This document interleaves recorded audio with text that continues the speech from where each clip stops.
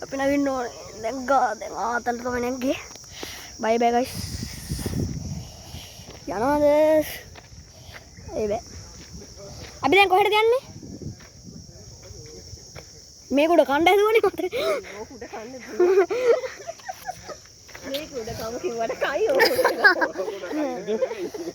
කලයක් කරන්නේ බඩගිනි අපි කෑම දෙනවා. අප්පච්චි හයියන්. හයි.